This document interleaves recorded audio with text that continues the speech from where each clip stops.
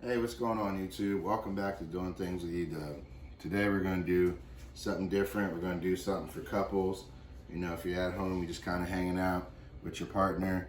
You want to cook, she wants to cook, doesn't matter. Y'all can cook together. We're going to do a little surf and turf. Lobster, filet mignon, good stuff. Ain't nothing bad, all good stuff. And it's all love. So we're going to do it together. And first things first, my beautiful woman went ahead and marinated the steaks. She did a great job. She let them sit overnight. You know, basically your favorite seasons on your steaks is what you can use. It doesn't have to be anything fancy. Just, you know, your favorite marinades that you want to use. Go ahead and marinate your fillets. These are 9-ounce fillets, so they are definitely big, definitely large and in charge. Normally when I'm out in the restaurant, I might order a 12-ounce filet or a 9-ounce. That's probably my preference right there. Same thing with the lobster tail. That's a huge lobster tail.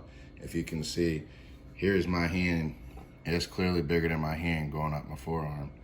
So that's a huge lobster tail. And it's probably about 2 inches thick. So it's a big lobster tail. Great place to shop for lobster tails, if you don't know, is at Sam's Club. They usually carry them. Just really just depends on the season that it's in. They might or might not have them, but you can check them out. You know, you can order them straight from Maine. I know they can send them down here. It's usually about $300 for Maine lobster, depending on how many you get and how many pounds. All right, so without further ado, let's go ahead and get into the video. All right, so first things I like to do is I like to make sure I have some nice gloves on here. And I go with these black gloves because they don't hold a lot of moisture on them, even when they get wet. You can dry them off and, you know, still be using them. So I use these black nitrate gloves. I think they're made by a company called Black Widow, if I'm not mistaken. Good stuff. They're hard to find, they're very expensive, but they're good stuff. So with our lobster tail, now we're gonna go ahead and crack this bad boy down the middle. And I use a pair of lobster sears. You can pick them up anywhere. I picked these up at the restaurant store.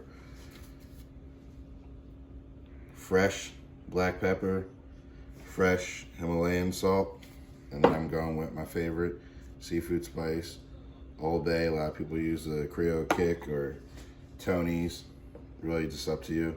And then I'm gonna go ahead and do some butter melted down, and I have a cube of sofrito in there as also melting away. And we're just gonna brush the lobster tail with that once we get it going, all right? So let's go ahead and get this lobster tail cracked open so we can start prepping this guy. Now, the easiest way to do it, really, is you wanna come from the crown of the lobster tail right here. And a lot of people make this common mistake. They think you can just shove the lobster shears right in there. You want to go sideways so you can get it in there and loosen up that meat from that first top. Now you see how I have it all the way over there? Now I'm going to turn and begin to cut. And then I'll just move further down, move further down, move further down, move further down, all the way till I get to that tail, all the way down in there. And I'll cut it about that far down. Now that I have this tail, just kind of break it open a little bit, all right? And you can take a butter knife or you can take a regular knife and just kind of cut that bad boy open just a little bit, all right? And all that good meat in there. So now you bring your lobster on out, just release it out of his tail shell, and you want to close that tail, and then you can set your lobster on top. Fan your tail out. I always do that for presentation. Fan your tail out. Now you have your lobster sitting on top, sitting real pretty. If it'll stay and not lean. That's the thing that you want to be careful with the bigger lobster tails. They will lean on you a little bit if you're not careful. Now I'm gonna go change my gloves real quick. Got another pair over here. Get rid of those. Put these on. But yeah, you wanna be careful when you're fanning out that tail that you don't mess around and put too much pressure on one side, because the lobster tail will move on you. So now, back to this mixture of butter with the sofrito cube. And I have a video for the sofrito if you want to know how to make it. And it's basically just cilantro, onions, garlic, salt and pepper, a little bit of olive oil. And then I like to freeze them. And it just makes for a great meal. It adds that extra flavor into your meal. Most people don't even notice what it is. And a lot of times I'll have it in there and I'll make something for them. And they're like, man, I made this the other day and it just don't taste the same. It's because you didn't have that sofrito cube in there to add that little bit of flavor. Bring all that flair out, all that flavor. Spices are your friends. Pro tip, use your spices. Don't be afraid. If you make something and it's too spicy, you can always go back and make it a second time and just look at what you use and fix it. Now, we got that on there, so that's good to go. Now we're gonna go with our Himalayan salt. Just a little bit. And then we're gonna go with our cracked pepper. Just a little bit. And then we're gonna go with a glaze of Old Bay. And that is done. Now our lobster tail is prepped and ready to go in the oven. Now, I already have the broiler preset. So I can pop it in there. For this one, I'm gonna do it on high, but I'm gonna watch how long I'm gonna have it in there. I'm probably gonna do like a good 7 to 10 minutes on high, but I'm gonna babysit it. So if it cooks a little bit faster, maybe 5 to 6 minutes, I'll take it out. But I'm gonna start it on high just because it is a thicker lobster tail and it is a little bit bigger. All right, so moving on from that, now that we have that prep, we can let that sit, because you really wanna get your steaks done first before you put that lobster tail in. That way you can kind of get everything done at the same time. Now, what I did was I went ahead and just wrapped some baked potatoes. And I didn't really show you the baked potatoes because that's self-explanatory. It's just really tin foil, brush it with some butter, some fresh salt, and then you go ahead and wrap it up, put it in the oven. You cook it till it gets soft. If you don't know how to make a baked potato, well, maybe you should watch some more of my videos, because we talk about that kind of stuff. And we can make some baked potatoes if you really want to. But that's neither here nor there. Let's get these steaks on. So now, I'm using my single burner again. Once again, I really like this thing. This thing is awesome. I want to see what the sizzle's going to be like. So I think I have this guy on a 8. Yep, it's on an 8. So my light's not on. So technically that's like a medium, because it goes up to about 12. So let's see what it does on an 8. Let's see if we get a nice sizzle on an 8. So we'll grab one of our fillets. And just make sure we get a little bit of that juice on there. And we'll lay this guy on here. Oh yeah. Oh yeah. That's a nice sizzle right there. Go ahead and put our other one on there. And you can see the girth in these fillets, how big they are. That's what you're going with.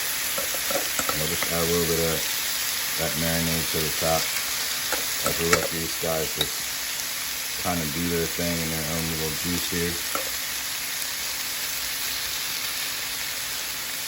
That's perfect. And that's what you're going for.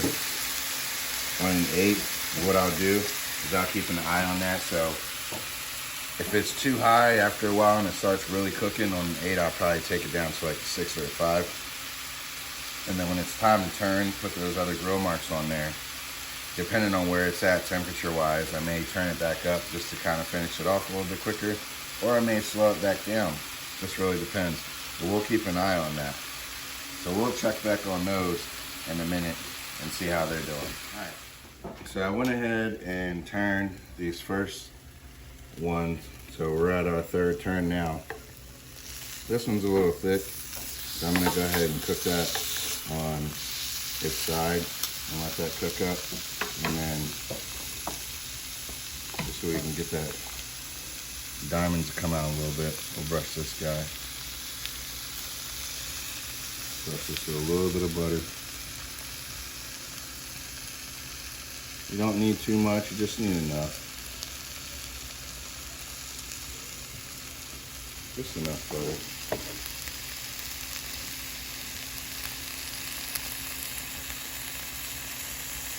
Now what we will do, for those of you who aren't experienced cooking steaks and you don't know temperatures, easy way to learn for inexperienced people is you can do the finger method. And if you switch fingers, you can tell the difference in the texture. So this would be your rare to mid-rare. See how I'm squeezing it like that? And then you go to your medium, you can still squeeze it, but it's not quite there yet. And you go to your mid-well, it's still squeezable, but it's starting to get a little bit tough. And then your well down would be almost like a rock hard. You wouldn't be able to squeeze it at all. So that's an easy way to do it if you're at home and you're just wondering, hey man, like where are these at? And I can tell you right now, just from using a knife, I don't even need to use anything else. I can press on them and tell you. So that's probably about mid-well. But with a thicker steak like that, if you cut into it, and we'll take one off just to show you what I'm talking about. You can get it. We'll take one off and cut into it so you can see exactly what I'm talking about. Now this sit mid-well, but it's probably more like a medium. So let's cut into it. Now let's do it from the side. See? See how it's still pink on the inside?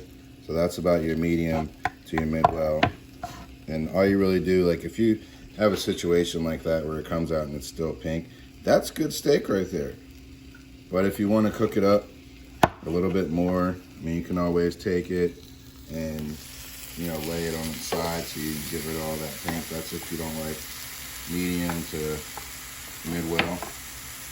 You can see with this last piece right here, this is really more of a mid-rare, if you will. See how that the juice and blood's still coming out of there? It's all good juice right there. So we'll cook that up a little bit more. Take that to the mid-well. And we'll use that as an example so we know exactly how this one is going to be done. Now I can tell you this one's probably going to cook all the way through with those perfect sear marks on it. See if we can lay that right back how we had it there. Yep. So we'll just continue to let that just sear all the way through. That's going to be our one we use for our thumbnail. I don't really care about this other one. So we have our lobster in. Our lobster's doing great. We have that in. It's on a broil. I actually decided that I'm going to do it on low just because I have the baked potatoes in there on broil and I don't want to overcook those baked potatoes. So I turn it down to a low broil. It's been in there about 12 minutes now, so we're going to go ahead and check it and see what that looks like. See if that bad boy is ready to go. But before we do that, just to show you real quick, go ahead and get yourself some drawn butter for your lobster. You know, add that on at a later date, or if you like cocktail sauce, or whatever you're into.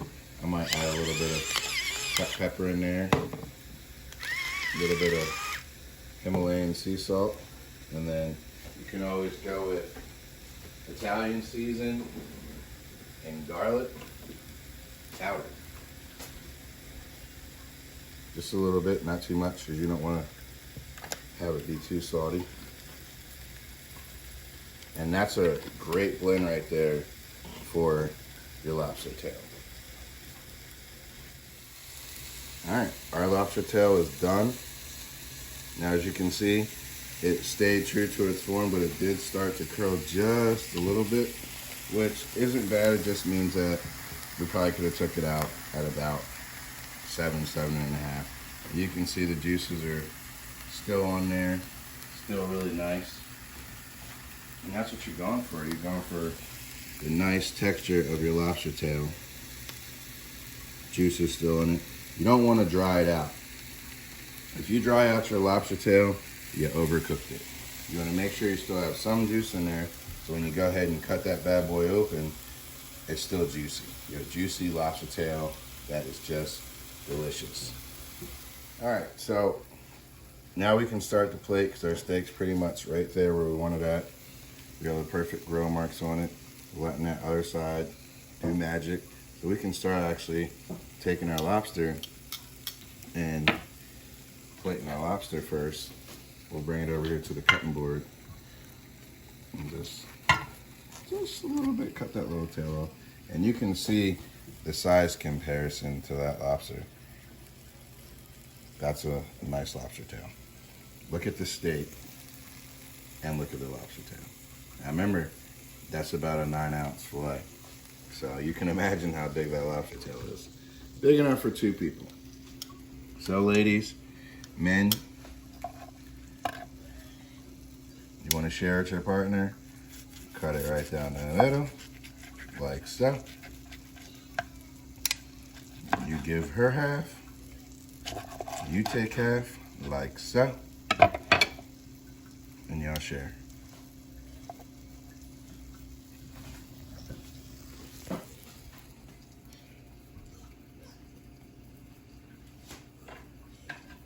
But for the thumbnail, we're just gonna lay them on top for presentation purposes for right now, just so we can get the thumbnail.